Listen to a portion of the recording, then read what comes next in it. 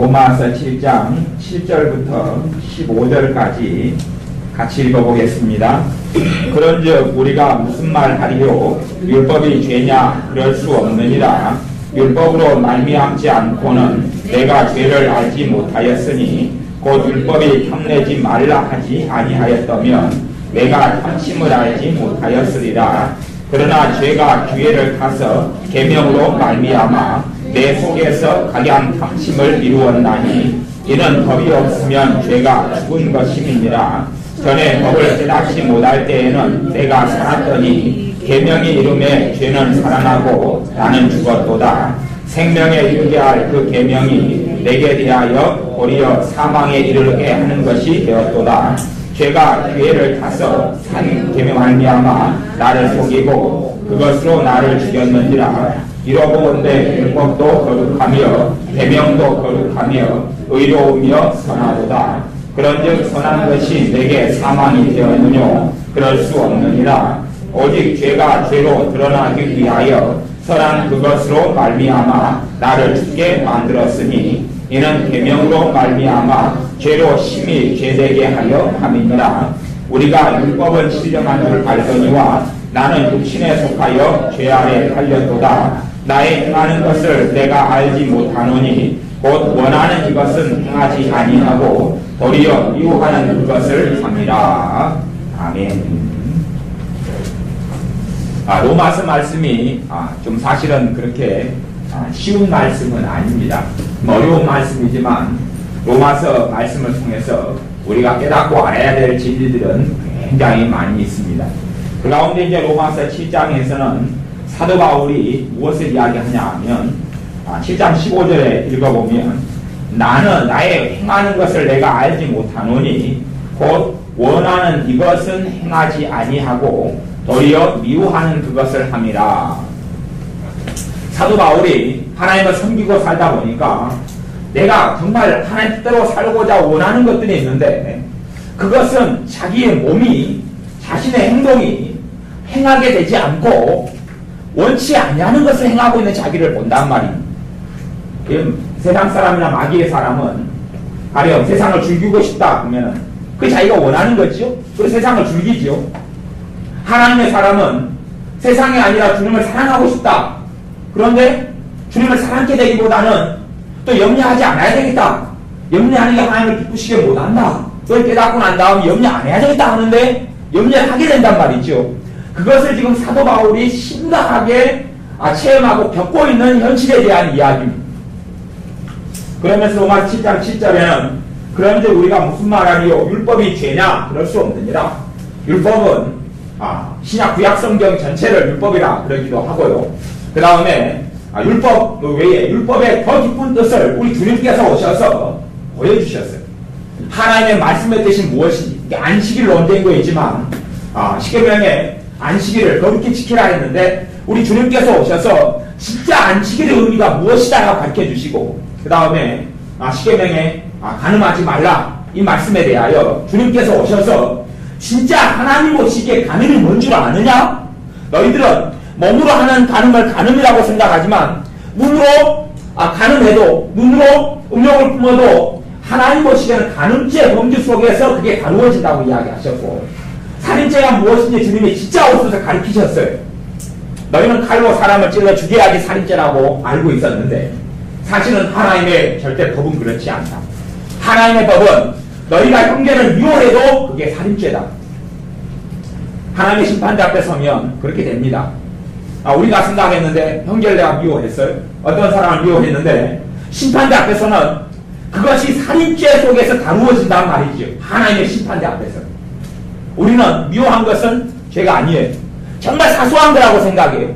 사소한 거고 별건 아니에요. 왜냐하면 항상 자주 미워하고 자주 탓하고 자주 짜증내고 자주 실망하고 살아가기 때문에요. 작은 죄예요. 근데 하나님의 법으로는 그것이 작은 죄가 아니라 물론 사람을 칼로 찔러 죽인 살인죄하고 미워한 살인죄하고 격은 틀리겠지만 그러나 살인죄의 범주란 말이죠. 이게 체하 살인은 아주 심각한 중형을 선고받습니다. 그 살인죄의 범주라고 주님께서 가르치시고 말씀하신 것이에요. 그러한 율법 또한 율법에 대한 참된 뜻을 우리 주님께서 오셔서 가르치셨어요. 그래서 차라리 구약 율법은 지키기가 좀 쉬워요. 율법은 뭐 행동을 주로 다루는 것 같으니까 안 하면 되니까요. 지키기가 쉽게 보여요. 그러나 사실은 율법 가운데서도 10번째 계명으로 간다면 쉽지 않다는 것을 알게 됩니다. 10번째 계명은 탐심을 이야기합니다. 탐심은 이제 내 몸의 행동의 문제가 아니라 내 마음의 문제거든요. 마음의 문제. 그렇기 때문에 가만히 있고 눈알만 굴렸을 때 죄를 다 지을 수 있는 것이 그것이 구약성경에서 이야기하는 율법 10계명, 10번째 계명이란 말이에요. 사도 바울이 율법이 죄냐? 그럴 수 없느니라. 지금 율법, 우리 주님께서 하신 말씀들도 주님의 계명이고 이걸 그리스도의 법이라 그럽니다. 또 다른 의미에서 주님이 하신 말씀도 율법이고 하나님의 법의 더 이쁜 뜻을 가르쳐 주신 것이에요. 구약시대 성경으로는 형제에 대하여 바보, 멍청이, 민난 놈, 나라 그렇게 아주 가벼운 욕설을 했어요. 가벼운 것이에요. 형제들끼리 싸우고 다투다 보면 나쁜 놈아! 그렇게 하잖아요. 그것이 구약 성경에서는 별것이 아니단 말이죠. 주님께서 오셔서 그거 지옥불에 들어갑니다. 하나님의 엄정한 심판의 길을 이야기해 주신 거예요. 진리를 이야기하신 거예요. 주님이 오셔서. 그전에는 눈 가리고 아웅하고 그 깊은 하나님의 말씀의 뜻을 몰랐는데 이제는 그 베일을 벗겨주셨어요. 요즘에 어떤 목사님들이 그런 걸 가르치는 것을 봐요. 어떤 거냐면 이혼 문제에 대해서요. 주님의 하나님의 명백한 뜻은 이혼해야 돼요? 안 해야 돼요? 안 해야 돼요. 이혼하는 건 하나님의 뜻이 아니에요. 그런데 이제 지금 현재 이혼하느냐 마느냐를 제껴두고 이혼한 사람들에 대해서 이야기해보자고. 이혼해버린 사람들에 대해서 어떤 목사님들은 그것이 그런 가르침들이 꽤 퍼져 있는 것을 봐요. 인터넷상에서는요. 이혼한 사람이 전 남편에게 돌아가지 않으면 지옥 간다 그러는 거예요. 그런 가르침이 꽤 많습니다. 예수님의 피다 그 죄를 덮지 못합니까? 예수님의 보혈이 그것을 용서하지 못합니까? 과거를 돌이켜가지고 그 자리에 드러나야지 구원받는다. 그리고 댓글들에 보면 맞다! 목사님 말씀이 맞다! 요즘에는 이혼을 부추기는 교회도 있더라. 아니면 부추기는 게 어디가 있겠어요 도대체. 또 이혼하고 재혼하는 사람들 교회가 받아주더라. 그런 사람 나 쫓아내야 된다. 그런 주장들을 많이 해요. 그러면 이혼을 내가 사람들이 살다 보면 2번도 하고 3번도 한 사람 있잖아요. 이혼한 사람들은 꼭 상처를 만난다고 이상한 사람하고 살다가 겨우 헤어졌는데 그 전에 그놈보다 더 심한 놈을 만나게 돼가지고 힘들어지죠. 그렇게 해서 2번, 3번 할 때 힘들어져요. 그러면 이제 그 죄를 어떻게 할 거예요? 그렇죠? 그러면 도대체 그 앞에 남편에게 돌아가야 된단 말입니까? 그 전 남편에게 돌아가야 된단 말입니다. 사마리 여인은 6번째 남자하고 살고 있는데 그 앞에는 다 남편이었다고 생각한 거예요. 사마리 여인이. 근데 6번째 남자는 그냥 동거인이었어요. 그러면 이 여인은 어떻게 해야 되니? 5번째 남자한테 가야 됩니까? 4번째에 가야 됩니까? 아니면 줄타기를 해가지고 5번째부터 쭉 1번째까지 올라가야 된단 말입니다. 율법은, 하나님의 법은 죄를 가리키고 이야기합니다. 지금 이 하나님의 법에 대해서 사도 바울이 좀 장황하고 어려운 이야기 같지만 말씀을 통해서 이야기하고 있는 것이에요. 이제 살펴보겠습니다. 다시 로마서 7장 지금 7절 보고 있습니다. 율법으로 말미암지 않고는 내가 죄를 알지 못하였으니 또 율법이 탐내지 말라 하지 아니하기 때문에 내가 탐심을 알지 못하였으리라. 다시 이야기하면 내가 탐심이 죄라는 걸 몰랐을 것이다 그 말이에요. 십계명이 아니면. 보세요. 세상 사람들은 탐심이 죄라고 알고 있습니까? 모르고 있습니까? 모르지요. 세상 사람들이 욕심내는 것이 죄라고 모릅니다. 육체의 정욕과 안목의 정욕과 이성의 자랑이 죄라는 것을 모릅니다. 우리는 십계명을 아니까 우상 숭배가 죄라는 걸 압니다. 그러면 불신자들은, 하나님 안 믿는 자들은 조상에게 제사를 지내요. 3년 다 제사를 지냈다 쳐요.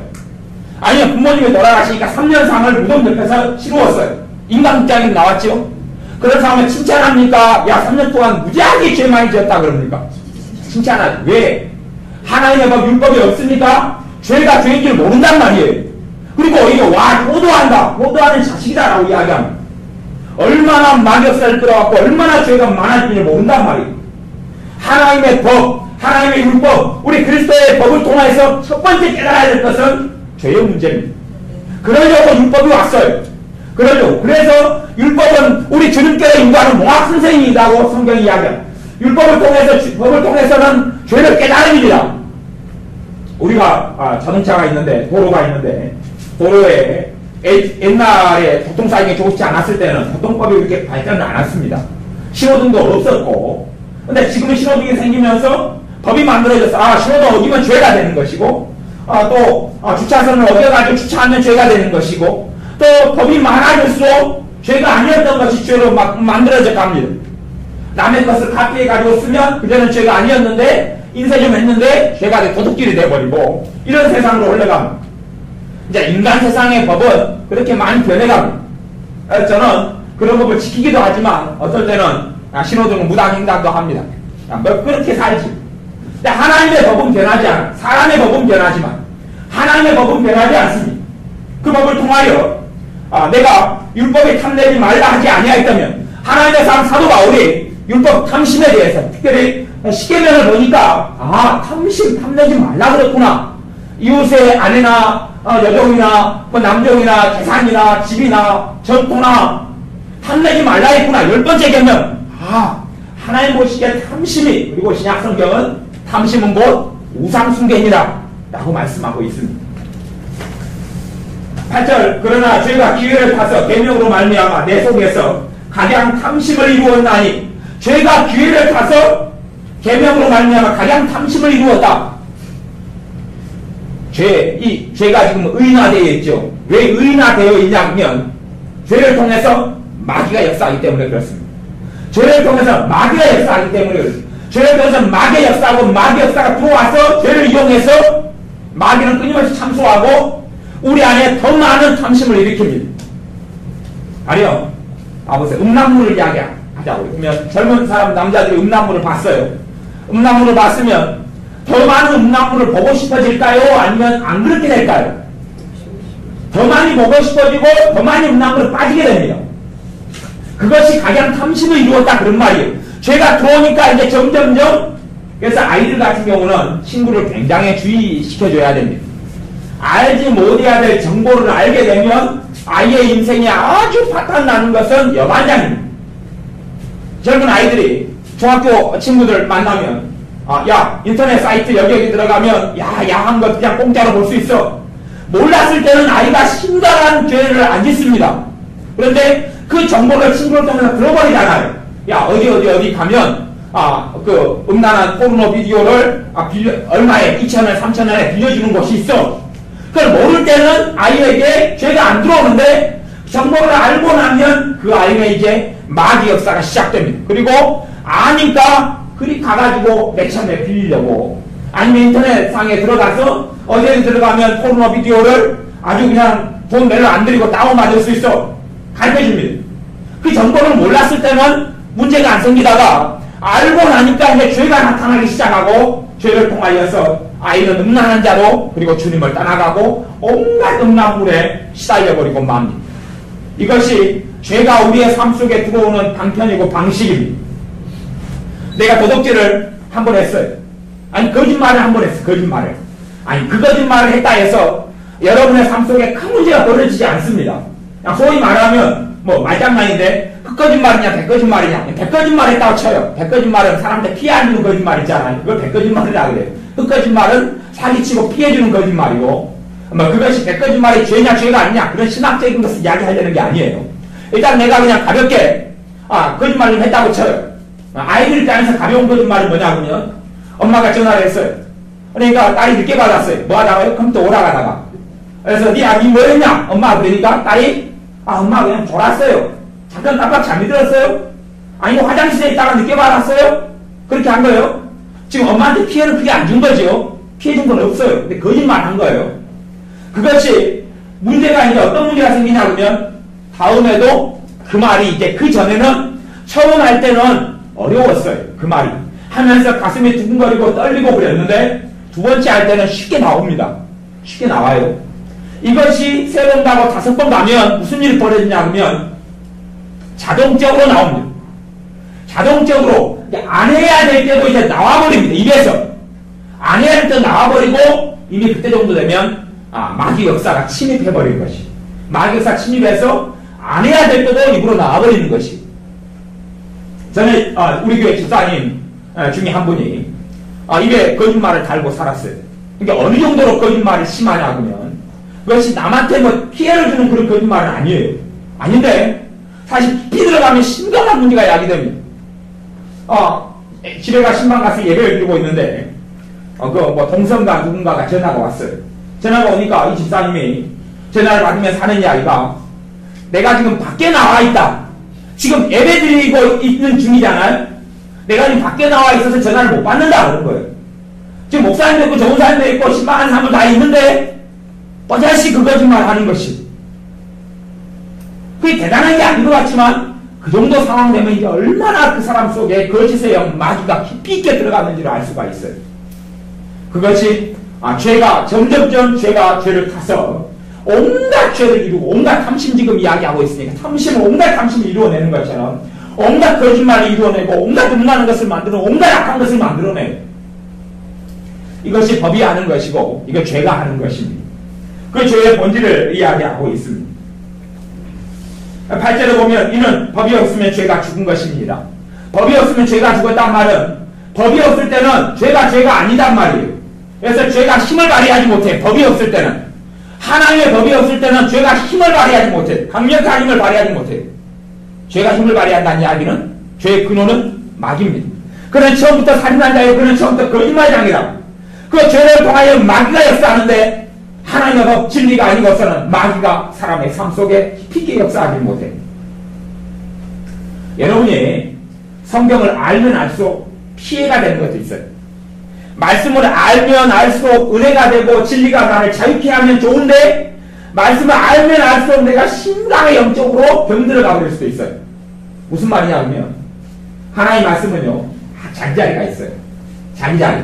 그러니까 말씀에는요 다 자기 위치가 있어요. 로마서가 필요한 이유가 있고 갈라디아서가 필요한 이유가 있고 에베소서가 필요한 이유가 있고 마태복음이 필요한 이유가 있고 요한계시가 필요한 이유가 있어요. 그 자리가 있단 말이지요. 소아시아 7교회 요한계시록에서 주님께서 말씀하셨는데 에베소 교회는 에베소 교회에 필요한 말씀을 주셨고 라오디아 교회는 라오디아 교회에 필요한 말씀을 주셨어요. 이게 자기 자리란 말이죠. 그러면 마귀는 어떻게 하느냐 하면 에베소 교회에게 라오디아 교회의 말씀을 줘버려요. 또 데살로니가 교회에게 갈라디아 교회의 말씀을 줘버려요. 그러니까 성경 가지고 주니까 그럴싸하잖아요. 이것을 가리켜서 괴물이다 그래. 몬스터. 팔을 다리에다 붙여버리고 머리를 엉덩이에다 붙여버리고 마귀가 쓰는 수법이 그것이에요.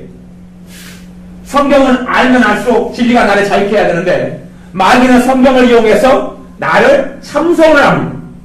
참소를 해. 네가 이거밖에 되지 못하지 않느냐? 네가 이렇게밖에 살지 못하지 않느냐? 네가 이렇게 문제가 많은 사람이다라고 참소를 합니다. 마귀의 참소를 받아들일 때는 우리 주님에 대한 믿음이 약해져 버리고 마음이. 나는 누구의 음성을 듣는 사람입니까? 마귀의 음성. 영적 근원이 꼭 있다는 것을 아셔야 돼요. 영적 근원. 성경 읽을 때 되면 말씀을 듣고 깨달을 때 되면 성령님이 역사하시거나 마귀의 역사하거나 이런 두 근원이 항상 개입된다는 사실을 아셔야 됩니다. 성령님께서 말씀을 통해 역사하시면 내가 시원케 되고 자유케 됩니다. 죄를 깨닫게 되고 힘이 느껴지고 부담이 느껴지는 게 아니라 죄가 깨달아지면 주님의 사람들은 죄를 가지고 누구에게 나아가야 합니까? 주님께 나아가야 됩니다. 아보세요. 형제에 대해서 믿는 놈 한마디 했는데 그 죄에 대한 대가는 어딥니까? 지옥이라고 주님이 명백히 이야기하셨습니다. 형제에 대하여 나아가라 하는 자마다 어디에 들어가리라고요? 지옥불에 들어가리라. 이 현대교회를 병들게 하는 회개의 어떤 개념이 있는데 회개 개념이 그거예요. 죄를 끊는 것이 회개다 이렇게 가리키는 것들이 굉장히 많아요. 옛날 청교도 중에 일부들도 엑스터부터 그렇게 가리켰어요. 죄를 끊는 게 회개다. 자, 그럼 생각해 보세요. 죄를 끊는 게 회개라면 그게 회개라면 그건 회개 아닙니다. 그러면 분노를 끊어야지 회개라면 분노에서 우리가 죽을 때까지 자유롭습니까? 자유롭지 않습니까? 분노를 끊어야지 회개라면 그 분노죄는 하나도 형제에게 노하고 성질내면 지옥불에 들어가는 죄는 용서 받아요? 못 받아요? 못 받아요. 아니 나는 분노 안 하겠다고 생각했는데 내일 누가 내 그냥 심장 5장 6번을 뒤집어 엎어버릴 수가 있잖아요. 그러면 죄를 못 끊었잖아요. 염려죄는 불신앙의 죄입니다. 하나님을 믿지 못하겠습니다. 자식에 대한 염려는 자식에 대해서 하나님을 내가 못 믿겠습니다. 돈 문제에 대한 염려는 물질 문제에 있어서 하나님의 전능하심을 나는 안 믿겠습니다 하는 것이 염려가 심각한 불신앙의 죄입니다. 왜? 염려죄를 끊어야지 염려죄가 회개된다. 근데 염려죄를 끊을 수 있어요? 멀쩡하게 살다가 5일 뒤에 5박 6일 뒤에 무슨 일을 벌일지 도대체 어떻게 한단 말입니까? 음란한 죄를 끊어야지 용서받는다. 오늘까지 내가 이제 남자로서 음란을 안 들이고 살다 쳐요. 그러다가 어떤 성도님이 해운대 옆집에 사는 분이 신방을 달라고 그랬어요. 지금 이제 여름철에 해운대 가면 S라인이 많을 거 아닙니까? 그러잖아요. 해운대로 가면서 60살 목사님이라도 70대 목사님이라도 가면서 호리호리한 여자가 몸매를 드러내고 있으면 그 죄한 지일 수가 없습니다. 그게 남자의 본성이에요. 여러분들수록 몸을 많이 드러내고 나시 옷을 입고 딱 페인 옷을 입고 허벅지를 무시다리를 막 드러내고 다니니까 이제 그냥 얼굴이 무기고 몸이 방패인 사람이 그렇게 하고 다니면 눈별이 딱 매지만 그렇지 않은 사람 나타나면 정말 아름답도다. 그리고 음란한 것을 내가 끊었다 그러는데 여름이 다가오고 해운대로 가거나 또 뭐 해수욕장 유명한 데 있죠. S라인들이 많이 나타나는 해수욕장에 가면 끝나버리고만 그것이 회개가 될 수가 없다는 이야기. 탐심은 우상숭배니라. 요한계시록에 22장 21장 또 고린도전서에 우상숭배자는 하나님 나라에 들어오지 못하리라 그랬어요. 그럼 우상숭배의 죄의 본질은 탐심인데 탐심을 끊을 수 있다고요? 내가 우리 집 아파트에 하나님에 대해서 감사하게 살아. 이 정도 아파트, 전세 아파트 있는 내 아파트에 사는 게 너무 감사하다. 그러다가 친구 아파트를 갔어. 근데 친구 아파트가 너무 좋은 거예요. 거기서 나의 탐심은 불붙듯이 일어나고만 내 아파트는 이게 뭐냐? 내 자식이 이 정도면 이쁘해. 이쁘다가 좋다 감사하다 그랬어요. 내 친구 자식을 만났더니 내 자식들보다 키가 크고 인물도 좋고 말도 잘 듣고 공부도 잘해요. 내 자식들이 또 창피해버려요. 내 자식들이. 그래서 야 너희들 집 밖에 나오지 마. 너희들 창피해 못 살겠다. 그전엔 감사했는데 이제 탐심이 생겨났지요. 야 내 자식이 이 정도는 돼야 될 터인데 내가 내 거울을 볼 때마다 공기병은 참 좋은 겁니다. 왜냐하면 하나님의 딸들은 누굽니까? 공주입니다. 원천적으로 정체성이 공주입니다. 일본 공주처럼 못생길 수는 있어도 전 세계 공주들이 많은 제가 일본 공주를 보니까 제가 못생겼더라고요. 그래서 일본은 공주가 못생겼네. 딴 나라 공주들은 다 미모가 있어요. 인터넷에 나와서 제가 한번 봤습니다. 일본 공주 못생겼어요. 이게 못생긴 공주도 있단 말이에요. 어쨌든 하나님 아버지가 전능하신 왕이고 왕의 자녀들이니까 왕자고 공주일 수밖에 없어요. 이게 정체성입니다. 신자의 정체성. 하나님 자녀의 정체가 무엇이냐 할 때 왕자고 공주입니다. 본질적으로는요. 그래서 사실은 공주병은 병이 아니고 이건 정상으로 돌아가는 현상입니다. 어쨌든 간에 외모에 대한 공주병은 문제가 있는데 내가 거울을 볼 때 내 모습이 좀 마음에 들어요. 그까지 좋았어요. 거울을 볼 때 뿌듯해요. 이 뽀시시한 살결, 이 거무죽죽한 피부, 그래 우승추등한 삐포장도로 그러면서 막 거울을 보고 만족했는데 내 친구의 그냥 이쁜 얼굴을 보니까 그 다음에 나에 대한 불만과 원망과 한이 생겨나고 왜 엄마 아빠는 나 이렇게밖에 못 낳았을까 등등 시작해서 만족이 사라져가기 시작합니다. 죄가 발동되고 시작하는 거죠. 우리의 삶 속에 에녹 같은 승천한 하나님의 사람이나 엘리야 같은 하나님의 사람이나 모세는 봐보세요. 모세가 무슨 죄 때문에 죽었습니까? 성내가지 죽었잖아요. 지팡이를 두드러내가 죽었잖아요. 그죠? 그러면 혈기를 정리를 못했죠. 혈기를 정리 못해서 미성숙하다? 그렇게 말할 수가 없어요.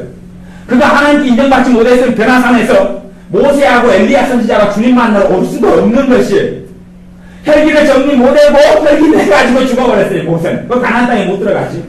성내는 것 때문에 못 들어갔단 말이에요. 너가 성내는 것이 내 의를 지금 너가 드러내지 못했다 라고 끝장나고 그랬는데 그러나 모세가 하나님의 사람인 것을 불변에 진리고 그가 하나님 인정받는 사람이었던 마찬가지. 이게 모세 이야기를 통해서 우리가 알 수 있는 모세 같은 사람도 죄를 다 정리하지 못했구나 하는 것을 알 수가 있어요. 그래서 우리가 우리 주님 예수 그리스도가 아니면 하나님 앞에 아무도 설 수 있는 사람들이 아니에요. 다시 로마서 7장으로 이제 돌아가 봅니다. 로마서 7장.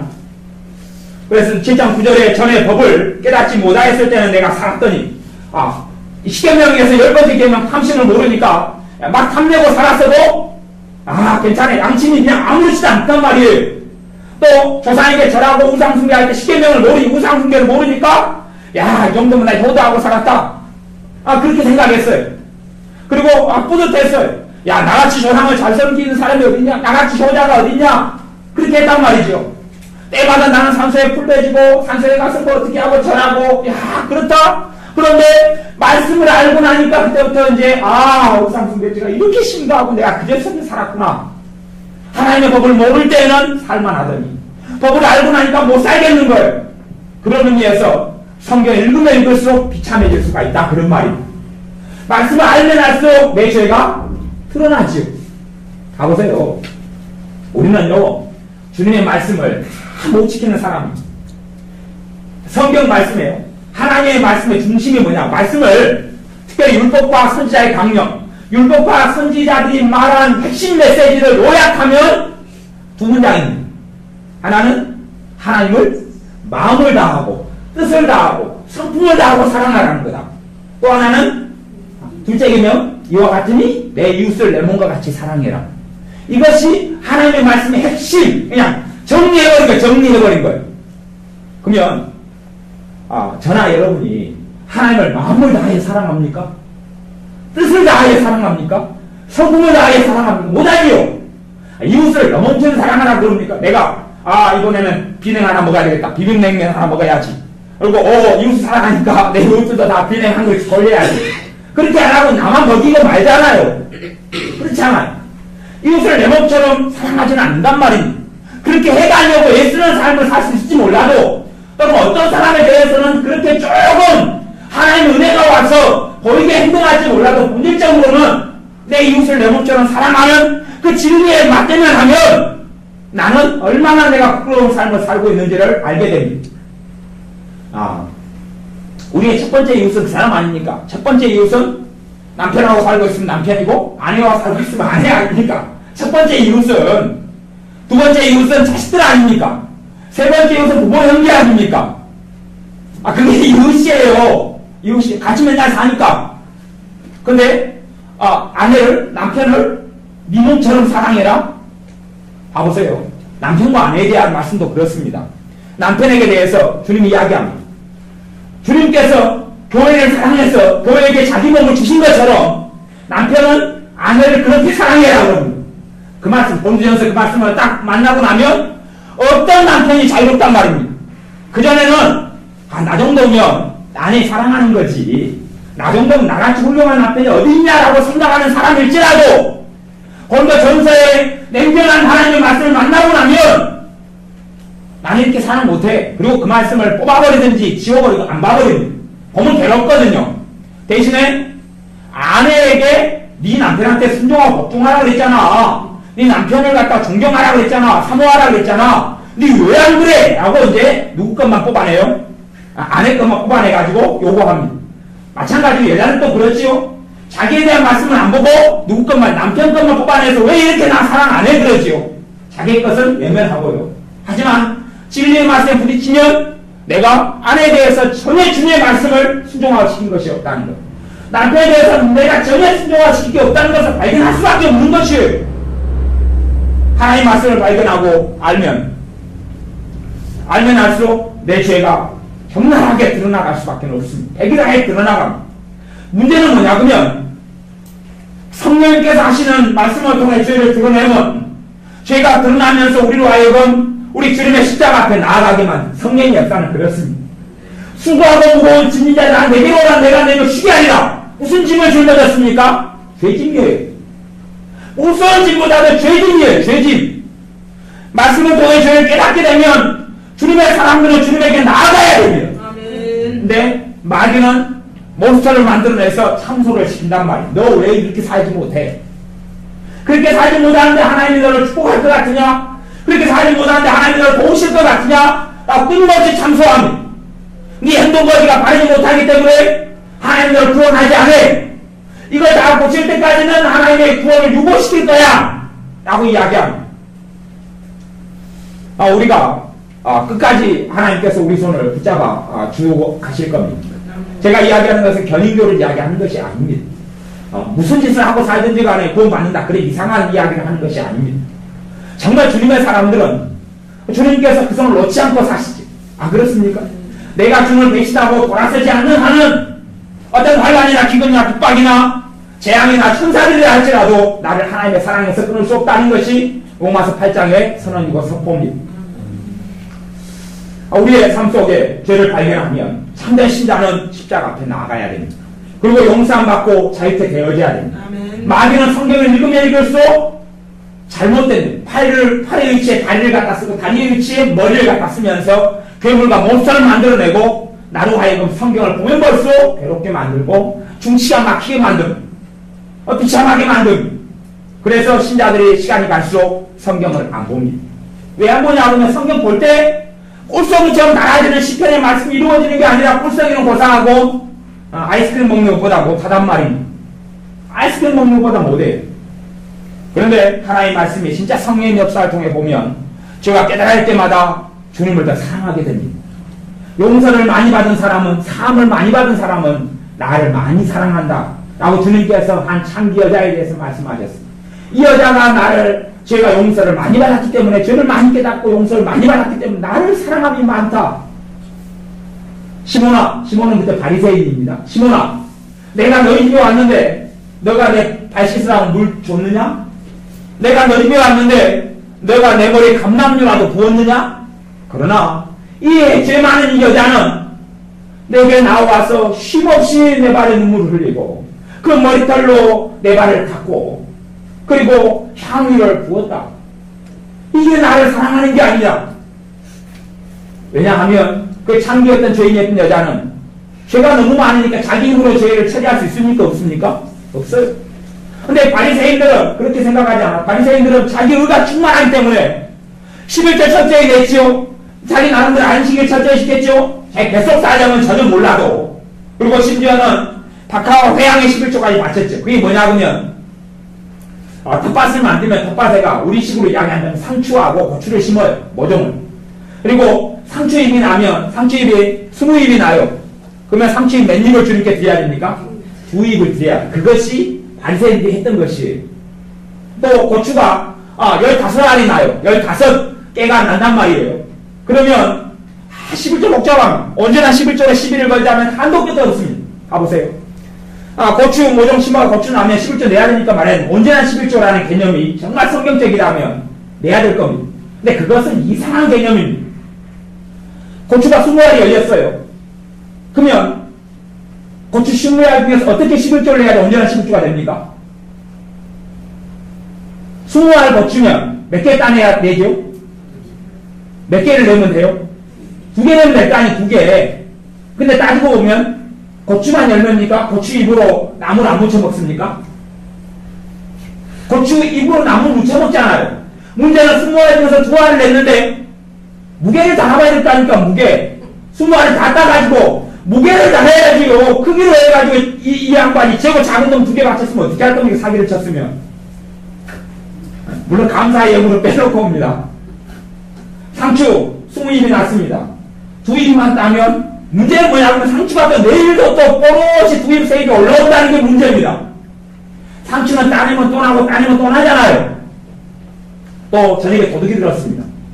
상추잎을 몇 잎을 따가버렸어요. 문제는 심각해집니다. 도둑이 된 것을 내가 계산 안 했단 말이고 도둑놈이 됐단 말입니다. 내가 도둑이 상추를 10잎을 몰래 따가버렸는데 내가 상추를 지키지 않았기 때문에 10잎을 따간지를 몰라버렸단 말입니다. 갖고 한 잎을 또 빼먹어버렸어요. 10잎을 따갔으면 11조가 한 잎이 있었을 거 아닙니까? 그러죠? 언제나 11조 이야기하면 누가 내게 5천원짜리 냉면을 사줬습니다. 뭐 요즘 냉면 7천원 8천원 하지만 그럼 얼마를 10조 내야 됩니까? 500원 내야 될 거 아닙니까? 그걸 왜 빼먹습니까? 누가 내게 옷을 10만원짜리 사줬습니다. 그러면 11조 만원 내야 됩니까? 안 내야 됩니까? 11조 12거다 보면 웃기지도 않습니다. 그래서 11조도 믿음으로 하는 것입니다. 그런 거 제가 따질 수가 없는 것이에요. 감사함으로 막 내가 누구 집에 가서 대접을 받았는데 그 돈 다 돼가지고 당신이 내게 대접해준 수박이 지금 얼마나 안 치고 무게를 다니까 얼마나 안 치어서 내가 하나님께 얼마 계산해야 돼. 참외, 이거 비싼데? 참외 얼마나 치야 되겠고, 당신이 해는 동그랑땡 이거야. 얼마 주고 샀냐? 슈퍼에서. 근데 그것만 계산하면 안 돼요. 동그랑땡 붙일 때 이 양반이 또 기름을 참기름, 콩기름을 썼단 말입니다. 그것도 무게 달아가지고 실제 계산해야 되거든요. 요즘 물값이 얼마 비싼데 물값도 계산해야지. 그 집에서 물 3컵 마셨는데. 아니, 얼음 값도 계산해야죠. 얼음 물로 안 만들고 전기로 안 만듭니까? 전기 들어간 거 얼마 나오니 계산해가지고. 11조 계산하다가요, 할아버지 되고 할머니 돼서 죽습니다. 그리고 완벽한 11조를 계산을 못 합니다. 근데 바리새인들은 그 당시에는 좀 삶이 단순했잖아요. 단순했으니까 자기 나름대로 커트라인을 정해가지고 그렇게 부지런히 살았습니다. 그리고 하나님께 기도할 때 감사기도만 하는 거예요. 하나님 이렇게 살아서 감사합니다. 이렇게 해주시니 감사합니다. 세리는 자신의 큰 죄가 보이는 거지. 자신의 힘으로 도저히 감당할 수 없는 죄가 보입니다. 그리하여 나를 불쌍히 여기소서, 나를 불쌍히 여기소서. 거기서 이제 예수 기도가 나옵니다. 중세시대 예수 기도가 나와요. 나를 주 예수여, 나를 불쌍히 여기소서, 나를 불쌍히 여기소서. 내가 부끄러워서 고개 들지 못합니다. 그랬는데 이 세리가 더 하나님의 응답을 더 받고 갔다 라고 주님이 이야기합니다. 왜 있는 자 가진 자 부자 청년 같은 경우 나와서 주님을 못 만납니다. 어찌게 하여 선한 선생님이 영생을 얻으리까? 얻지 못합니다. 왜냐하면 그 청년은 나는 율법을 다 지켰나이다. 어릴 때부터 나는 지켰나이다. 나는 문제가 없어요. 나가 뭐 하나님 말씀 잘 지키고 살았지요. 라고 착각하고 살았습니다. 이 부자 청년은 온갖 착각에서 자기 의를 가득 입었습니다. 그래 주님께서 10번째 계명 가지고 이야기를 합니다. 그래? 그러면 너 탐심 가득하지 않고 돈에 대해서 네 사랑하지? 그렇게 주님이 물었다면 부자 청년은 나 안 사랑해요 라고 거부했을 겁니다. 하지만 주님이 네 재물 가난한 자들 다 팔아! 그리고 나를 따라와! 그러니까 부자 청년 안에 있는 탐심이 드러나는 것입니다. 여러분이 옷을 사랑한다면 누가? 집사님 옷 그만 좀 사랑하세요. 옷이 왜 없다고 있는데 입을 옷 있으면서 여름에 왜 또 사 입습니까? 그러면 우리는 그럴 겁니다. 아이고 집사님 누구나 다 그렇잖아요. 우리 내가 뭐 얼마나 옷을 탐심했다고 그러세요. 나 옷 욕심 안 냅니다. 그럴 거예요. 왜냐하면 다른 사람보다 내가 적게 사 입으니까. 그런데 주님이 그랬다고 말씀해봐요. 너 옷을 너가 좋아하는 옷들을 너가 싫어하는 원수한테 줘버려라. 그러면 줘라. 이분에게 줘버려라. 니같이 좋아하는 옷을 줘버려라. 그러면 그때야 내가 정말 옷을 사랑하는지 안 사랑하는지 내 진실이 거기서 드러나고 맙니다. 지금은 이제 제가 별로 안 그렇습니다. 뭐 제가 책을 가지고 있는 것도 한 2,000~3,000 권 책을 가지고 있을 거예요. 그러면 예전에 제가 한 500권 책을 가지고 있을 때 성령님께서 제게 그랬습니다. 네 책 줘버려라. 네 책 줘버려라. 그러니까 제가 잠을 잤겠습니까? 못 잤겠습니까? 못 잤습니다. 네 책 줘버려라. 다른 사람들 줘버려라. 나눠 줘버려라. 사실은 제가 젊었을 때는 책을 한 권 사보려고 책 한 권 사려고 돈이 없으니까 일주일을 밥을 안 먹었습니다. 일주일 동안에 최소한 한 끼씩 이상씩은 안 먹었어요. 그걸 밥값을 모아야지 책을 사보니까요. 그렇게 해서 책을 한 권 살 때 제 밥에 쌀이 들어가 있어요. 저희가 이제 땀이 들어가 있고 제 눈물이 들어가 있어요. 그리고 막노동하고 노가대 뛰어가지고 책을 갖다가 사보고 그걸로 먹고 살고 그러니까 못 먹고 못 입으면서 사본 것들이 신앙서적들이고 신학책이고 책이에요. 그러니 그것이 너무 아깝고 너무 절실하고 줘버려라. 그러니까 그때 제 안에 있는 탐심이 드러나는 내가 얼마나 주님 대신에 책을 사랑했던지를 하나님께서 아브라함에게 이삭을 시험하시는 이유는 그렇습니다. 네 이삭 100살에 낳은 그 아들 이삭 내게 번제로 바쳐라. 그리고 하나님의 시험은 모리아 산으로 가는데 며칠 길을 가요? 3일 길입니다. 3일 길. 바쳐라! 지금 당장! 그러면 결단을 딱 내리고 누워! 그리고 끼어봐! 그래 죽이고 불태워버리고 끝날 텐데 3일임. 개를 내리고 비행기가 있는 것도 아니고 자동차가 있는 것도 아니고 나귀에다가 싣고 그 다음에 그 나무다리 싣고 그리고 수도에다 칼 갈아가지고 정수 데리고 갑니다. 노숙을 하죠. 이삭을 재워놓고 자기들 자는데 잠이 안 오죠. 자기 손으로 죽여야 되지 않습니까? 자기 손으로 하나님께 범죄로 자기 아들을 드려야 되고 불을 태워야 됩니다. 시체를. 그걸 생각하면서 아브라함이 어떻게 잠이 옵니까? 그리고 다시 일어나서 끊는 거 드세겠죠? 그리고 다음날 또 갑니다. 그게 3일이지요. 그런 가운데 아브라함은 알게 되었을 것입니다. 자기가 얼마나 하나님 자리 대신에 누가 들어오고 있는 줄을요? 이삭이 들어오고 있는 줄을 아브라함은 발견할 수밖에 없는 거예요. 하나님 내가 회개합니다. 하나님 내가 하나님께서 주시는 이 선물을 하나님 자리에 집어넣어버린 것을 내가 이제 알았습니다. 사실은 하나님을 잘 따르고 하나님을 섬기는 사람들에게 삶 속에 문제가 일어나는 하나님께서 허락하시고 마귀가 역사하는 부분도 많고요. 허락하신 이유는 우리에게 봐봐라. 나 대신에 너가 얼마나 의지하는지. 사람들에게 배신을 당하는 사람은 너가 나 대신에 사람 신뢰하잖아. 애국을 의지하는 자 저주를 받으리라 했는데 너가 나 대신 애국을 의지하고 사람을 의지하잖아. 사람을 의지하는 자는 의지를 하는 사람도 내 심판을 받게 되고 또한 도움을 주는 자도 심판을 받게 되는 그 이사야 말씀에 26장인가 나와 있어요. 32장인가 그렇게 나와 있는데 우리는 사람을 의지하니까 하나님께 배신당하는 것을 허락하십니다. 왜냐하면 나는 주님을 버리고 지금 등지고 가는 길이거든요. 돈 문제가 생기는 걸 통해서 우리는 반드시 나를 점검해야 합니다. 내가 얼마나 돈이 내 중요한 자리였는지. 자식의 문제가 생기는 걸 통하여 내가 얼마나 자식을 주님 대신 사랑하고 살았는지 점검해야 합니다. 그리고 돌아섰을 때에 하나님께서 이삭에게 복 주셨듯이 내 자식들을 하나님께 도와주시고 복을 주시고 은혜를 주시기 시작합니다. 왜냐하면 자식은 자식자로 돌려보내기 때문에 그렇습니다. 돈은 돈짜리에 돈을 버리라는 이야기가 돈짜리에 자식은 자식 자리에 마누라는 마누라 자리에 남편은 남편의 자리에 거기서 주님께 침탈하지 못하도록 주님 자리에 들어오지 못하도록 아브라함은 끔찍이 자기 아내 사라를 사랑했습니다. 사라를 사랑해서 사라가 얼마나 미모가 특출했냐 그러면 사라가 심지어 80살 넘었는데도 이웃나라 아비멜렉이나 이런 왕들이 사라를 탐심했습니다. 너무 탐내서 빼앗으려고 그랬습니다. 80이 넘은 할머니가 뭐가 볼 거 있었는지 사라가 그래서 S라인 그랬다. D라인이었으면 안 그렇게 D라인은 이렇게 퉁퉁하고 대가 이렇게 나온 D라인이잖아. 이렇게 대가 잔뜩 나온 D라인. 그러면은 그 왕들이 탐하지 않았을 거예요. 근데 왜 사라가 몇 번 빼앗깁니까? 2번 빼앗기게 나오죠. 2번을 왜 빼앗기느냐 그러는 것이 아브라함은 자기 아내 뺏기고 난 다음에 아브라함은 돌아보았을 것입니다. 내가 얼마나 하나님 대신에 누굴 사랑했냐고요? 사람을 사랑했는지. 정말 하나님의 사람이기 때문에 그걸 알 수밖에 없습니다. 그리고 회개하고 하나님께 있을 때 나머지 일을 하나님이 해주십니다. 그리고 사라 2번 팔아먹고 거부가 됩니다. 물론 사라 몸에는 이상이 없지요. 그리고 아브라함은 사라의 자리에 내려놓습니다. 근데 한 번으로 아브라함이 사라 문제를 정리하지 못합니다. 한 번에 정리를 못해요. 2번 일이 생깁니다.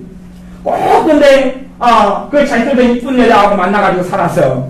그 정리를 못합니다. 이삭도 그렇기 때문에 자기 마누라 리브가를 한번 팔아먹습니다.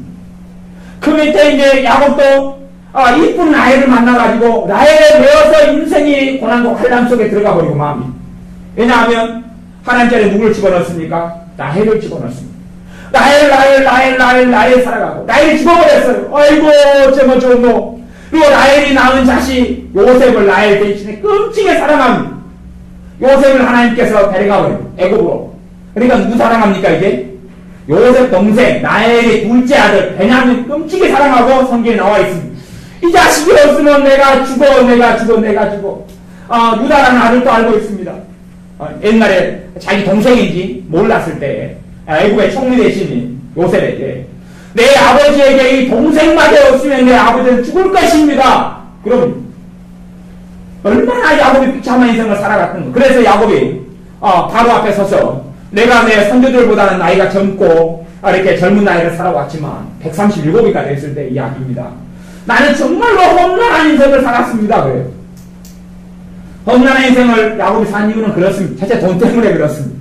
탐심 탐욕 때문에 거기에 매여서 빙빙 돌았고 두 번째는 마누라 라헬 때문에 그렇습니다. 라헬 때문에 몇 년 허송세월 합니까? 14년을 허송세월 합니다. 그 여자에 미쳐버리니까 7년이 순식간에 지나갔다고 그럽니다. 그러니까 하나님께서 그래? 네가 나 대신 7년이 순식간이지? 그리고 하나님께서 삼촌 라반에게 허락합니다. 언니 속여서 보내, 포장해서 보내. 불 끄니까 안 보여. 그리고 아침에 일어나니 다른 여자예요. 자기가 싫어하는 못생긴 레아예요. 못생긴 레아. 그리고 결국 7년 더 일해. 자기 비참한 실상을 거기서도 이 야곱이 제대로 알지 못했습니다. 그리고 이제 돈에서 돈, 재물, 그 탐심에서 장자권을 팔아먹은 놈도 이상한 놈이지만 하나님이 장자권을 안 사도 영적인 장자가 되어서 살아갈 사람이 야곱입니다. 그리고 하나님의 뜻은 야곱을 통해서 에서가 주님의 사람이 되는 것입니다. 하나님의 선택은 예전은 그렇습니다. 이스라엘 선택에서 모든 민족을 버리겠다는 게 아니고 이스라엘이 장자 민족이 되어서 제사장 나라가 되어서 제사장 나라는 다른 사람들로 하여금 하나님께 돌아오게 하는 것이잖아요. 이스라엘이 그렇게 하나님을 섬기는 게 하나님의 예정이고 하나님의 선택입니다. 하나님의 가난한 자들을 선택하시는 그 가난한 자를 통해서 누가 돌아오는 것이 유능한 자, 지혜 있는 자, 학식 있는 자가 돌아오는 거예요. 그들의 지혜가 폐해지고 하나님께 항복하고 돌아오는 게 하나님 뜻이란 말입니다. 하나님의 선택은 누구를 선택하고 누구를 지옥 보내는 그런 이중 예정 그런 게 아니에요. 그게 아니라 하나님의 선택과 예정은 누구를 부르시고 무능한 자, 가난한 자를 불러내서 그 다른 사람들에게 그들이 주님을 알고 경배하게 만드는 그것이 하나님의 예정과 선택이에요. 그렇기 때문에 야곱을 사랑하고 에서를 미워했다는 것은 상대적인 이야기지 에서를 버리겠다는 게 아니에요. 근데 문제는 하나님을 선택하고 하나님과 함께하는 야곱이 자기 인생에 치여버리고 자기 문제도 못 벗어나서 애굽에게 제사장의 사명을 파수꾼의 사명을 감당하지 못한 거예요. 에서에게 자기 형이 오히려 더 실망해버린 것이 형이 하나님께 나오도록 못 만들어버리고 에서의 자손이 에돔 민족이 되어서 끊임없이 이스라엘과 충돌하는 그 비참한 비극을 양산해냅니다. 야곱이 자기 문제에 치여버리니까 자기 인생과 비참한 삶 속에 돈이요, 그 다음에는 마누라요, 그 다음에 자식이요, 그리고 노년의 인생을 보내고 마지막에야 항복을 하면 죽으면 죽으리라. 또 이제 이 베냐민 뺏겨가지고 죽어도 이제 내가 항복이다 항복. 그때야 조금 정신을 차립니다. 그게 야곱의 인생이었습니다.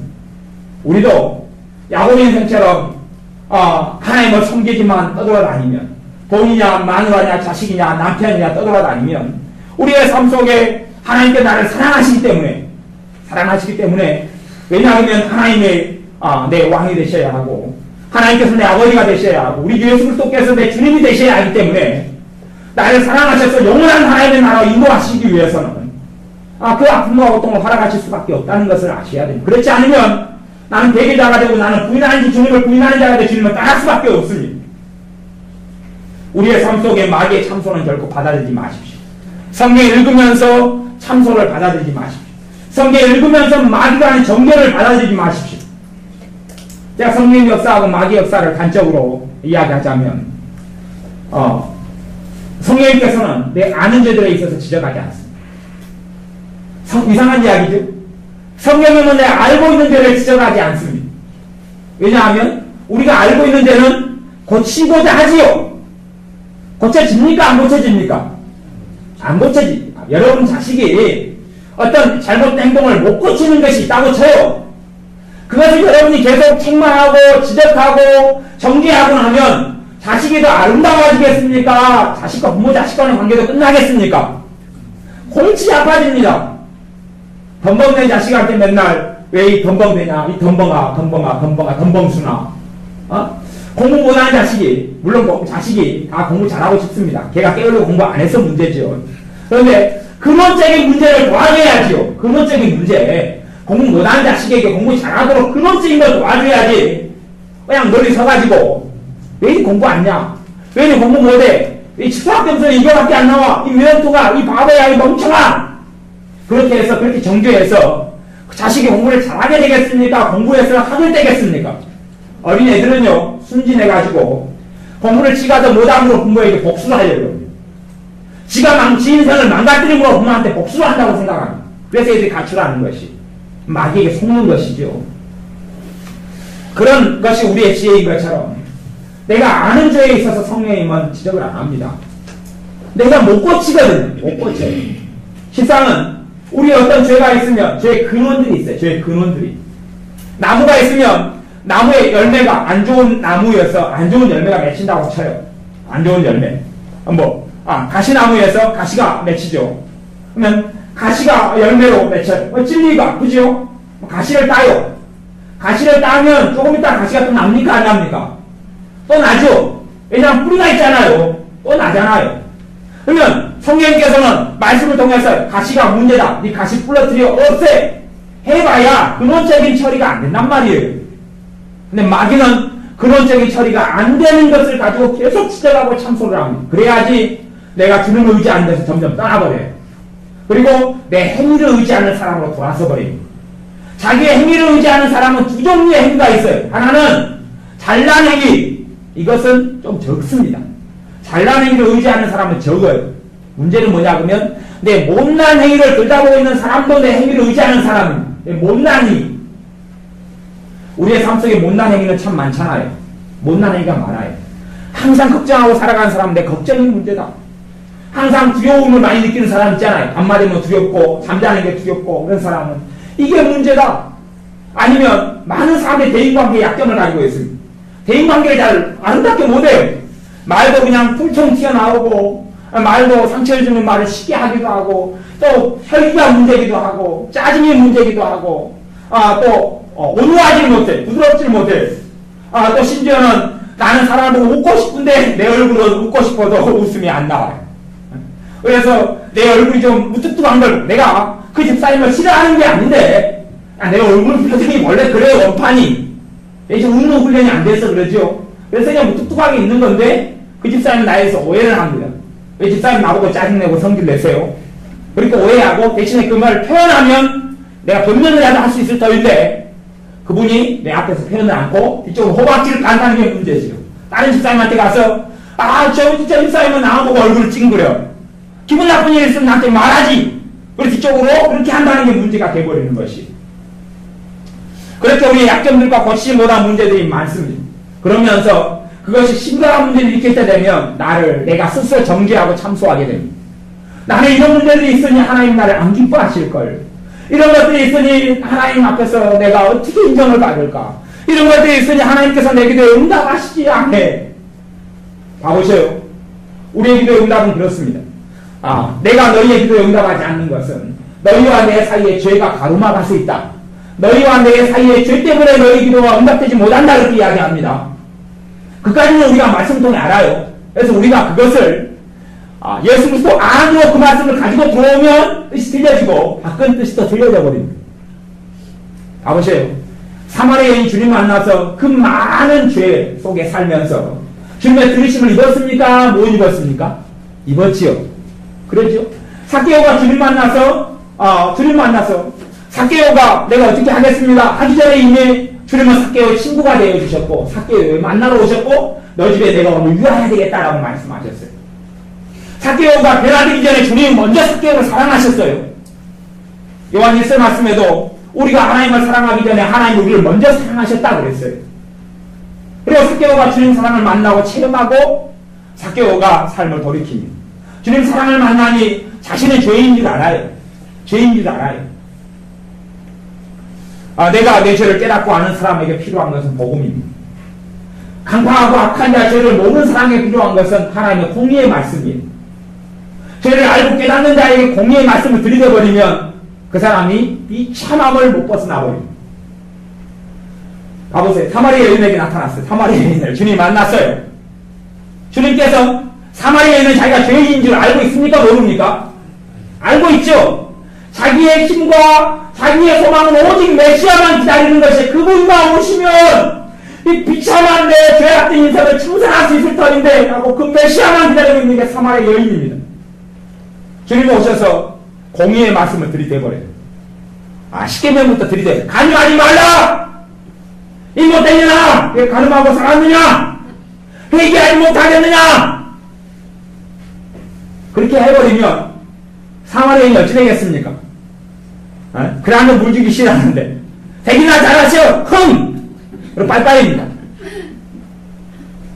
사마리아 여인에게 정죄가 필요했던 게 아닙니다. 이미 충분히 정죄를 받았기 때문에 그렇습니다. 자신의 죄를 못 보고 있었던 게 아닙니다. 바리새인들에게는 화 있을 진죄라고 선포했습니다. 왜냐하면 그들은 자신들이 의롭다고 믿었기 때문에 의로우니 자신들에게 메시아가 오시는 안 오시는 별 필요가 없는 거거든요. 스스로의 의로 구원받을 수 있기 때문에 그렇습니다. 죄를 깨닫고 아는 사람들에게 성령님은 그들을 참소하거나 지적하거나 정죄하지 않습니다. 근데 마귀는 지적하고 참소해서 잡아뜨리기를 좋아합니다. 하나님의 사랑은, 하나님의 자비와 긍휼은 그리스도 안에서 나타납니다. 그리하여 죄를 깨닫게 되고 알게 되는 사람들은 주님께 나아가게 만듭니다. 봐봐라. 너 힘으로 못 살지 않느냐? 사마의 여인아, 너 힘으로 살지 못하지 않느냐? 소경 바디메오야, 너 힘으로 어떻게 살 수 있단 말이냐? 너가 인자를 믿고자 하느냐? 예, 내가 그를 믿고자 하나이다. 인자가 구약시대는 메시아라는 말입니다. 우리 주 예수 그리스도에 대한 구약시대 호칭이 여러 개 있는데 그 중에 하나가 인자입니다. 인자가 누굽니까? 내게 말하는 내가 바로 인자다. 그이니라. 그러니 이 소경되었던 남자가 엎드려서 경배하고 내가 주님을 믿나이다 고백하고 주님은 그 경배를 받아들입니다. 그리고 구원이 내게 이르렀다라고 선언하고 선포합니다. 죄를 아는 사람들에게는 필요한 것은 주님의 사랑이고 주님의 복음입니다. 죄를 깨닫지 못하는 사람들에게, 죄를 알지 못하는 사람들에게 이 세례 요한이 끊임없이 진리를 외쳤고 공의의 하나님을 가르치고 설명했습니다. 하나님의 진노가 얼마나 무서운지를 설명했습니다. 하지만 죄를 깨닫고 아는 사람들에게는 마귀는 공의를 들이대서 판단하고 참소하고 정죄하지만 성령님께서는 그렇게 하지 않습니다. 오히려 하나님의 사랑 속에 주님의 십자가 앞에 나오고 들어오라고 말씀하는 것입니다. 오늘 시간이 많이 흘러가서 로마서 말씀을 읽은 것을 다 못 다루겠습니다만은 뒤에 부분을 조금만 더 다루고 말씀을 이렇게 마무리 짓겠습니다.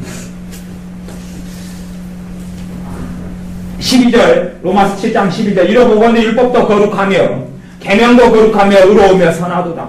하나님의 법이 의롭고 선하고 거룩하다라고 말씀하고, 그 다음 13절, 그런즉 선한 것이 내게 사망이 되었느냐? 선한 하나님의 법이 나한테 사망으로 왜 다가오게 되었느냐? 사망이 되니 그럴 수 없느니라. 오직 죄가 죄로 드러나기 위하여 선한 그것으로 말미암아 나를 죽게 만들었으니 이 딱 하나님 앞에서 죽은 자가 되어버리고 만들, 심판 속에 있는 자, 죽은 자, 사망에 이른 자가 되어버렸어요. 뭘 통해서요? 하나님의 법을 통해서. 이런 계명으로 말미암아 죄로 심히 죄되게 하려 함이니라. 하나님의 말씀을 통하여 뭐가 드러납니까? 죄가 드러나요. 죄가. 주님의 말씀을 통하여 내가 얼마나 극악한 죄인지 드러나게 된단 말입니다. 그래서 신자는 정말 주님의 십자가 아래 들어간 신자는 죄를 통해서 절망을 느껴야 합니다. 죄를 통해서 나 안에는 소망이 없다는 것을 보아야 합니다. 이사야 선지자가 이사야 6장에 하늘에 계신 전능하신 하나님을 배웠습니다. 이사야 6장에 배웠죠. 그리고 이사야는 단시간 나여 망하게 되었도다. 나여 망하게 되었도다. 나여 화우다. 삼손의 부모들도 하나님의 사자를 만난 다음에 우리가 하나님을 배웠을 때 우리 이제 죽었다 그럽니다. 그 거룩함의 천사들의 광채는 하나님의 광채지요. 천사들은 하나님 앞에 있다고 오니까요. 그 하나님의 영광의 빛이 조금에 비추니까 못 견디는 것이 나는 화우다 망하게 되었도다. 죽게 되었도다. 이것이 신자가 느껴야 될 탄식입니다. 하지만 거기에서 끝나면 어리석은 자가 됩니다. 말씀을 통하여 형제들에서 나가는 자마다 지옥불에 들어가리라. 나의 망하게 되었구나. 무익한 말을 하는 자마다 심판날에 심판을 받으리라. 내 입이여 화우다 망하게 되었구나. 어찌할꼬. 그리고 주님께서 이 자는 너희 죄를 위하여 흘리는 내 피니 이 떡은 너희 죄를 위하여 주는 내 살이니 내 피를 먹고 내 살을 먹는 자마다 사망에 이르지 아니하리라고 복음을 선포함. 주님이 오셔서 내가 너희를 위해 죽겠노라 라고 선포함. 나로 말미암지 않고는 하나님 나라를 올 수 없다. 내가 기도시며 생명이다. 우리의 생명은 예수 그리스도 주님입니다. 말씀을 통해 죄를 깨닫게 되고 알게 되고 죄가 심히 죄로 드러나면서 가장 숨기기보다는 나는 괜찮아.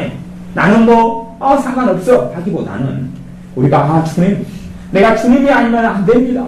주님의 십자가 아니면 안 됩니다. 주님의 복음이 아니면 안 됩니다. 주님의 대속이 아니면 안 됩니다.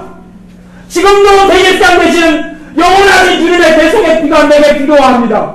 주님이 내게 필요합니다. 주님이 나의 메시아가 되소서. 주님이 나의 그리스도가 되소서. 주님이 나의 왕이 되소서. 라고 우리는 외치고 고백할 때에 사복음서 읽을 때 그 속에 주님 대신 우리 주 예수 그리스도를 만날 수 있습니다. 주님의 복음 속에 우리가 들 수가 있습니다. 마귀는 참소하려 합니다. 너가 아직도 이거밖에 되지 못하느냐? 너가 아직도 이 정도밖에 되지 못하느냐? 그러면 하나님과 우리 사이에 죄가 가로막혀 있는데 죄는 끊임없이 발견됩니다. 성경이 읽으면 읽을수록 발견됩니다. 하나님과 우리 사이에 죄가 가로막혀서 기도하면 그렇지 않는다고 했는데 그래서 밖에서는 그게 진리입니다. 안에서는 무슨 일이 벌어져야 하냐면 그 가로막힌 죄를 우리가 십자가 앞에 가지고 나가야 됩니다.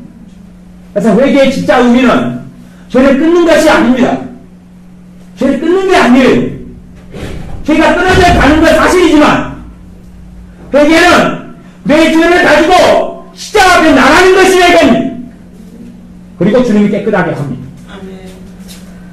내 죄를 끌어안고 주님께 나가는 것입니다. 그게 회개의 본질이에요. 회개는 예수님의 십자가 앞에 나가는 것이 회개의 본질입니다. 내 죄가 발견되어 보면 내 죄를 내가 끊을 수 있다고요? 내가 스스로 울어낼 수 있다고요? 아니요!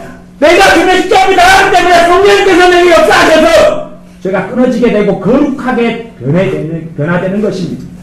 성령님께서 내게 그분 역사하셔서 주님을 닮아가는 삶의 영역 속에 들어가게 하시는 것입니다. 그래서 주님을 의지하는 자마다 성령님께서 충만히 역사하시는 것이에요.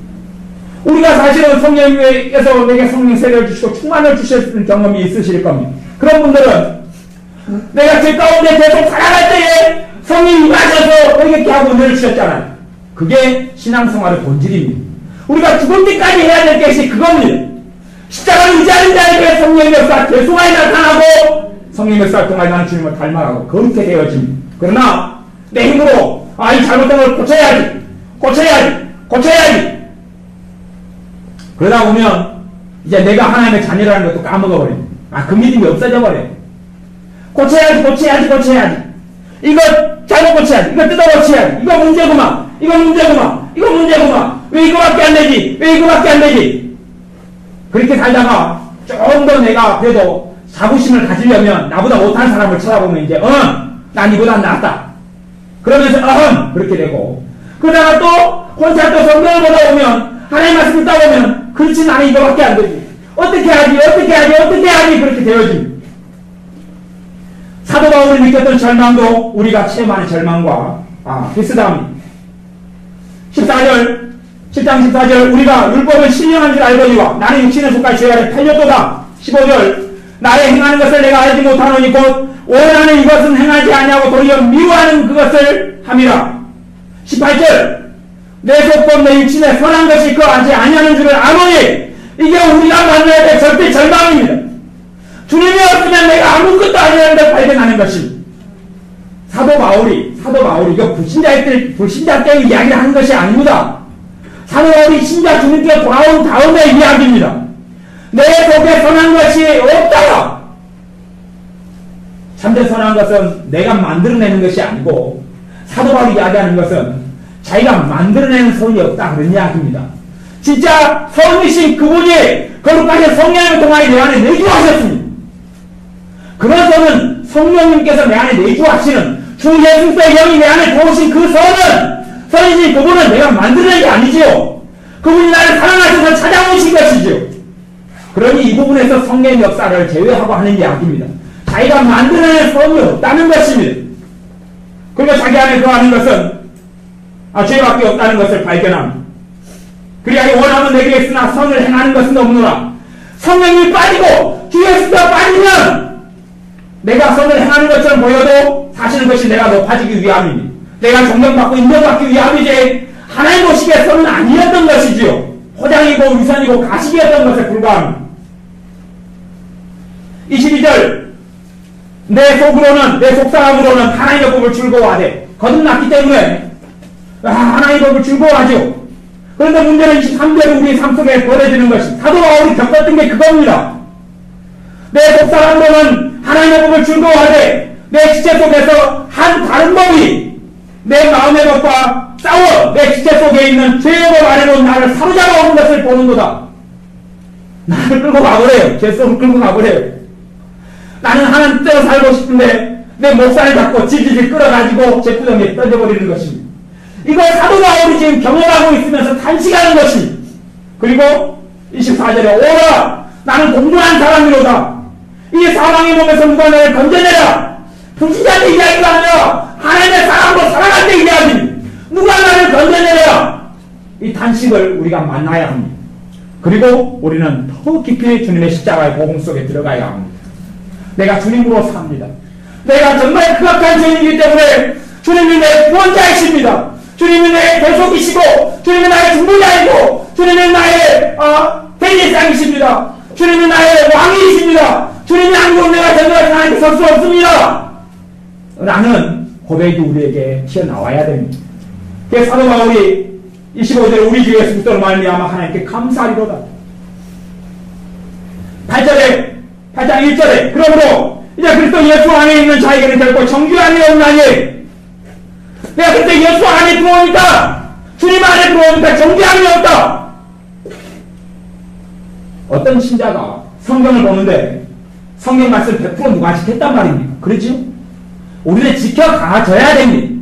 날마다 용서하는 삶 속에 더 들어가야 되고 더 진실한 말 속에 들어가야 되고 또 사랑과 섬기는 삶 속에 들어가야 됩니다. 그러나 우리가 마음을 다하여 하나님을 사랑하고 뜻을 다하여 사랑하고 상품을 다하여 힘을 다하여 주의 하나님을 사랑해라는 말씀에서 우리가 언제 죽을 때 언제쯤이나 이룰 수 있단 말입니다. 과연 내 힘으로 이루는 게 불가능합니다. 성령께서 역사하셔야 그 말씀을 지키지 못하면 온 율법과 온 선지자의 메시지를 말씀을 아무것도 안 지키는 게 됩니다. 그게 핵심이니까요. 내가 어떻게 말씀을 가지고 내가 지켰노라고 말할 수 있단 말입니다. 그런데 정죄를 안 받는다 그럽니다. 왜요? 주님이 나 대신 정죄를 받으셨기 때문에 그렇습니다. 주님이 나 대신 심판을 받으셨기 때문에 그렇습니다. 그리고 주님의 흘리신 피가 영원하신 피가 되기 때문에 그렇습니다. 영원하신 피가 됩니다. 과거에 이스라엘 백성이 제사를 행했습니다. 제사는 그렇습니다. 어린 양이든지 소든지 염소든지 데려와서 그 짐승을 데려와가지고 안수를 합니다. 죄 지은 내가 안수를 합니다. 안수할 때에 내 죄가 어찌 됩니까? 정가가 됩니다. 이게 양에게나 소에게나 염소에게나 내 죄가 넘어가는. 그리고 죄 지은 내가 내 대신 누구를 죽입니까? 짐승을 죽입니다. 짐승을 목을 따서 피를 짜내고 피를 짜내면 대제사장이 피를 받습니다. 그리고 내가 껍질을 벗겨내고 죄 지은 내가 껍질을 벗겨내고 각을 뜹니다. 그럼 부위별로 제사장에게 주면 제사장이 가져갑니다. 피는 뿌리고 번제면 번제대로 가서 불태우고 그렇게 합니다. 그러면 이제 내 죄를 대신해서 내가 안수를 통한 그래서 안수라는 도리가 굉장히 중요한 도리가 된다고 히브리서에 나와 있습니다. 왜 안수가 중요한 도리가 되느냐? 그게 영적 임파테이션 뭐 안수함으로 성령 세례가 임하고 아니요 그건 별로 안 중요한 이야기. 상대적으로 어떤 안수냐 하면 구약시대의 안수는 재물에게 내 손을 얹는 안수예요. 얹어서 뭘 넘깁니까? 내 죄를 넘깁니다. 그것이 우리가 알아야 될 첫 번째 안수입니다. 사역할 때, 뭐 치유 기도할 때 안수해가지고 고친다. 그것은 나중에 이야기고, 진짜 안수는, 그래서 회개라는 것은 내 죄를 가지고 우리 주 예수 그리스도께 내 손을 얹어서 누구 죄를 넘겨드리는 겁니까? 내 죄를 넘겨드리는 것입니다. 그래서 구약시대 성경에 제사제도만 알면 그것을 우리가 알아야 되는 것이죠. 회개는 내 죄를 가지고 우리 주 예수 그리스도께 내 손을 얹어서 내 죄를 깨닫는 것만큼 넘겨드리는 것이 회개입니다. 그건 믿음으로 되는 것입니다. 구약시대에는 짐승이라는 게 있으니까 좀 더 믿기가 쉬웠죠. 어린 양이 좋아. 내가 네 머리에 손을 얹지마. 턱. 그리고 말씀대로 믿으면 걔가 넘겨져 가는 것이죠. 그러나 이것이 어릴 때 흘러가면서 이제 안수도 믿음으로 해야지 맞는데 믿음이 사라져 가버립니다. 그래서 형식만 남아서 그 제사제를 통하여서 죄의 속죄함이 일어나지 않아버렸습니다. 하나님께서 누가 성경문을 막는 사람이 있었으면 좋겠다. 너희의 내가 바치는 피가 더럽고 가증스럽다. 이야기해버리고 그 나의 종교의식으로 끝장나고 말았습니다. 그래서 하나님께서 솔로몬 성전을 무너뜨리시고 그렇게 하셨던 것이다. 우리의 진짜 안수는 우리 주 예수 그리스도께 내 손을 얹는 것입니다. 그리고 내 죄를 넘겨드리는 것이 이게 회개의 본질입니다. 회개의 본질입니다. 그러면 내가 이제 변화되어 가기 시작한 누구를 통해서요? 우리 주님을 통해서. 그리고 나는 주님을 사랑하는 자가 되어서는 점점 주님의 지혜가 오고 주님의 능력이 오고 주님의 거룩함이 오고 주님의 의로움이 내게 입혀지면서 정말 나의 주님이시군요. 예수 그리스도께서 나의 주님이시군요. 오 나의 주님이시군요. 나의 구원자이시군요. 내가 주님이 아니면 어떻게 살리요? 내가 어찌 살리요? 왜 사도 바울이 나의 나된 것은 하나님 은혜로까지 진실한 고백입니다. 진실한 고백. 내가 그때 못 박히 십자가에 못 박히신 그리스도 외에는 내가 전하지 않겠다 이제 십자가에 못 박히신 그리스도를 내가 전하겠다. 그리스도만을 전하겠다고 사도 바울이 고백하는 것입니다. 우리가 주님을 더 사랑해 가야 됩니다.